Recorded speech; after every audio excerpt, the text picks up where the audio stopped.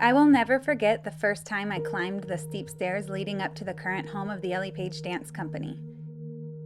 The studio itself is in this dingy eyesore of a building on Highway 6, sitting directly above a discount appliance store. Coming up the stairs, the first thing I noticed was this fluorescent yellow paint all over the walls that looked like highlighter vomit mixed with cat pee. Walls that were littered, no pun intended, with holes that someone had half-heartedly tried to cover with first-place banners from a competition. There were small mirrors on the walls with gaps every few feet where missing ones should have been, and there were literally only 2 functioning light fixtures in the whole place. It wasn't until I focused my attention toward the movement happening in the center of the room that I truly understood what was going on here.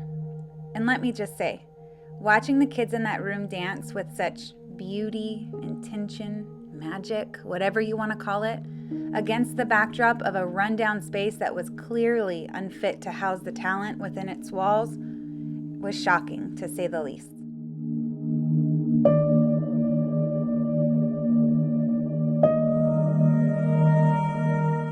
After getting to know the EPDC family, I learned how they landed in such an unfit studio space. Prior to COVID, owner Kennison moved the company to a new studio and poured her life savings into renovations. It was clean, safe, beautiful, and even had specialized flooring for dance studios. It was perfect.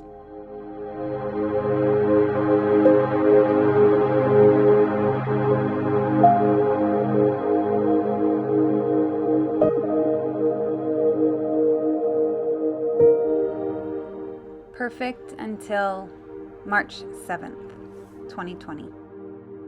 Is deemed non-essential, forced to close their doors during this pandemic. Now several days without customers coming in. Some worry about the long-term impact to their livelihood.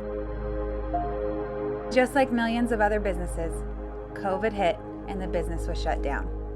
Kennison was forced to give up that new studio space. It was devastating to the entire EPDC family.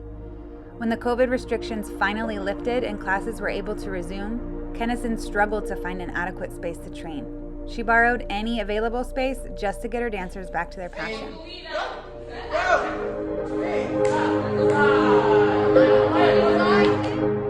With no other options and competition season quickly approaching, Kennison eventually worked out a deal with her original landlord for the space above the appliance store, which is where they were prior to that move to the new studio and where they are today.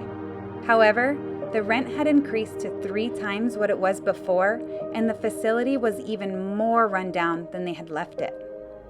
Broken floors, leaking ceilings, holes in walls, inefficient HVAC, inadequate parking, and no money.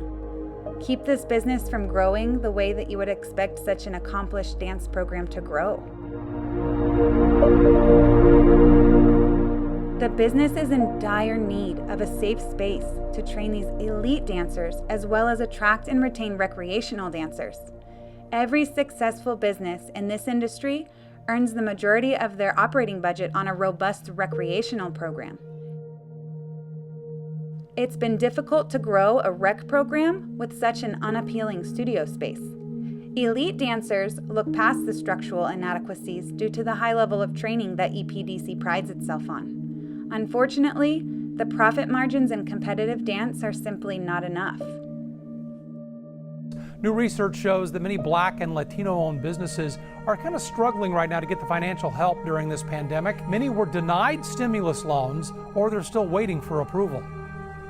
A study done by Unidos USA surveyed Latino and Black small business owners, and they found that only 38% received some kind of aid and 41% were denied.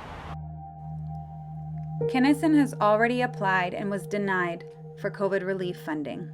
She is currently working with business advisors and mentors, and she's doing all the right things.